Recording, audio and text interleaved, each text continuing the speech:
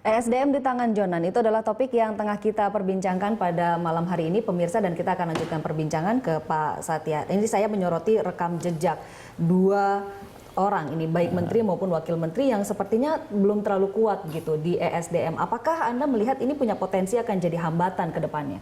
Ya, itu tadi saya ingin menandaskan sekali lagi ya, bahwa single point accountability dari kementerian ini ada di tangan menteri. Ya, menteri itu dialah yang bertanggung jawab, dia yang mempunyai otoritas atas delegasi daripada Presiden berbicara dengan DPR, menandatanganin anggaran belanja bersama, itu adalah menteri. Jadi kita mesti harus supaya tidak membingungkan. Menteri dibantu oleh para pembantunya. Ada wakil, ada eselon 1, dirjen, dan lain sebagainya. Nah, sekarang pinter-pinter Pak Yonan yang memanfaatkan semua komposisi daripada kementeriannya, ya, karena mereka yang tahu, ya, mereka yang secara edukasi, secara pengalaman memang ada di lapangan itu. Nah, bagaimana beliau sebagai manajer, ya, itu adalah menggabungkan dari semua skill yang ada. Nah, tentunya dengan landasan-landasan yang sekarang paling tidak terpotret dari apa yang dilakukan sebelumnya, misalkan integritas, ketegasan, tidak ada pungli, misalkan ya, itu kan bawaan daripada seorang manajer nih. Nah, tetapi dia tidak bisa menafikan dari kemampuan yang ada. Saya justru akan sangat surprise gitu kalau tahu-tahu Pak Yonan berbicara lifting, ya, berbicara harga gas langsung mumpuni. Itu saya malah bingung. Ya, tetapi kita menginginkan bahwa beliau menggunakan resources talent yang ada dalam struktur kementerian itu untuk dimaksimalkan, ditambah dengan kemampuan pribadi beliau sebagai manajer. Nah, itu yang nomor satu. Tapi ini juga yang sebenarnya ditekankan oleh Presiden Jokowi. Ini adalah isu manajemen. Saya ke Pak Said Didu. Pak Said Didu sebagai orang yang pernah di dalam, ada apa sebenarnya di manajemen Kementerian ESDM? Pemahamannya begini. Jadi saya katakan, masalah teknis di ESDM itu banyak sekali orang pinter. Banyak sekali. Jadi banyak sekali orang pinter dan pinter-pinter, bukan pinter betul. Jadi masalahnya memang adalah masalah manajemen. Masalah manajemen ini tergantung sudut pandang.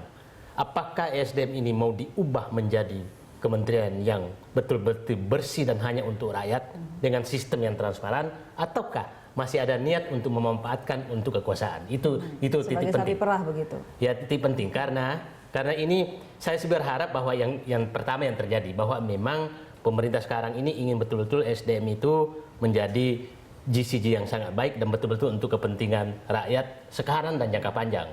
Nah, kita harus ingat bahwa itu masalah manajemen. Jadi bukan masalah teknis. Masalah teknis banyak sekali yang paham dan orangnya jago-jago semua kok. Nah, cuma yang sekarang adalah sikap daripada tadi yang dikatakan menterinya mau seperti apa. Jangan ada sikap bahwa sekarang semua yang lama adalah salah. Karena itu juga hasil pemikiran orang-orang pinter, bukan orang-orang. Jangan juga ada menyatakan ada orang yang memonopoli kepintaran. Karena kebijakan itu adalah bukan ahli migas, bukan ahli tambang, tapi ahli yang meramu antara teknis pertambangan, teknis perminyakan dengan kepentingan publik. Jadi adalah salah kalau menyatakan adalah orang yang ahli pertambangan akan berjago menjadi dirjen pertambangan umpamanya. Yang dibutuhkan adalah orang yang bisa meramu nilai tambah yang hasil dari pertambangan untuk kepentingan publik. Itu memang bukan keahlian, tidak ada sekolahnya. Itu adalah pengalaman, experience, dan lain-lain. Nah, saya berharap Jonan, betul yang dikatakan Pak Satya tadi adalah memanfaatkan kemampuan manajerial dia untuk memanfaatkan seluruh potensi dan sistem yang sudah ada. Jangan mencoba-coba, tidak ada waktu mencoba-coba, tinggal 2 tahun bekerja kok ini. Tidak ada waktu mencoba-coba, dan saya pikir Pak Satya dan kawan-kawan sudah menunggu tuh bagaimana tentang ekspor mineral, bagaimana tentang revisi undang-undang migas dan undang-undang pertambangan, bagaimana menghadapi blok Masela, bagaimana menghadapi Intinya Freeport. adalah reformasi di sektor energi, begitu? Menurut saya ya reformasi sektor energi untuk menjadikan transparan dan betul-betul hanya kepentingan rakyat dan negara, bukan kepentingan siapa-siapa. Itu menurut saya. Anda melihat urgensinya sudah sedemikian besar untuk melakukan reformasi besar-besaran? Sebetulnya begini ya, ini kan proses panjang dari kementerian itu sendiri. Kan sudah dari beberapa menteri ke belakangan ya, lantas sampai kepada PLT kemarin. Nah, tinggal kita lihat apa yang kurang gitu ya, karena lagi-lagi ya menteri yang kita tuntut di sini lebih kepada manajemen stakeholders. dia mempunyai stakeholders yang banyak, ya, ada DPR, ada rakyat langsung, ada berbagai macam kementerian, ya, karena kebijakan energi itu kan tidak bisa hanya ditelurkan oleh sektor energi itu sendiri. Itu meliputi, makanya muncul kenapa DPR membuat undang-undang energi tahun 2007, lantas di situ harus ada Dewan Energi Nasional dan dia ex officio sebagai ketua, ya, karena ketua hariannya adalah menteri, ketuanya adalah presiden. Ini kan menunjukkan stakeholdersnya cukup banyak nih untuk kebijakan energi. Jadi kalau one man show itu tidak tepat. Tidak mungkin, jadi malah salah saya. Saya pikir kalau itu sampai terjadi, kasihan negara ini dan kasihan presiden. Maka kenapa saya katakan Pak Jonan mempunyai kemampuan, ya paling tidak terindikasi, ya. Saya kebetulan tidak berhubungan langsung karena memang tidak sebagai mitra dalam beberapa tahun dia jadi menteri. Tetapi kalau memang dia punya kemampuan memanage dengan baik, ya itu tadi, maksimalkan. Banyak orang yang paham, ya banyak orang yang bagus. Kalau memang integritasnya dirasa kurang, diperbaiki.